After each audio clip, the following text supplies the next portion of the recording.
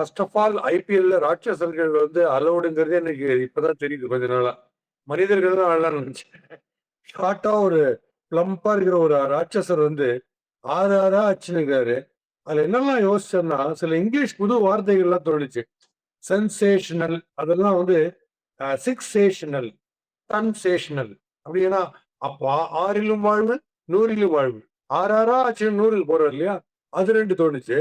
சரி மெட்ராஸ் பாஷையில பேசுறவங்க, மச்சான் தாறுமாறா அடிக்கிறான் மச்சான் பையன்ற மாட்டாங்க.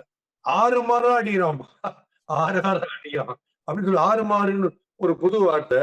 ஒருவேளை சினிமா எடுத்தாங்கன்னா, இவரை வச்சு 6ஆம் அறிவு அப்படின்னு சொல்லிட்டு தமிழ்ல, இங்கிலீஷ்ல ரன்ஸ்டாப்பபிள் அப்படின்னு இவரு பேர்ல ஒரு படம்.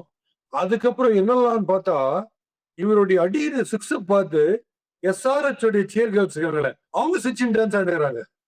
இவருக்கு சியர் பண்ணிக்கினேன். ஆனா அந்த பக்கத்துல எஸ்ஆர்எச் ஓட மென்டார்ஸ் வருண் அருண், அப்புறம் வெட்டோரி, முத்தையா முருகன் அவங்க எல்லாம் டென்ஷன்ல சேர் மேல ஏறி நிக்கிறாங்க. என்னதான் பண்றது இந்த பையனை அப்படின்னு சொல்லிட்டு எனக்கு 2 டீமை பார்க்கும்போது இந்த பையன் அடிக்கிற ஆன்ஸ்லாட்டை பார்த்தா அட்டெம்ப்ட் மர்டர் மாதிரி இருக்குது 11 பேரு. அவங்க அட்டெம்ப்ட் சூசைட் மாதிரி இருக்கு இந்த பையனுக்கு போடுறதுக்கு. இவ்வளவு விஷயங்கள் எனக்கு ஓடுது மைண்டுக்குள்ள.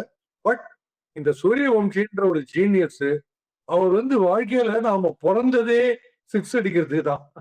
உங்களுக்கு எல்லாம் தான் இன்னர் சர்க்கிள், எனக்கு பவுண்டரி தான் இன்னர் சர்க்கிள்.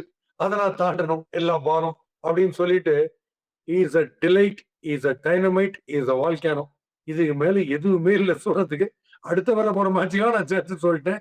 இப்படி ஒரு கிரிக்கெட்டை நான் பார்த்ததே கிடையாது பாஸ். என்ன ஹிட்டிங் மை காட்.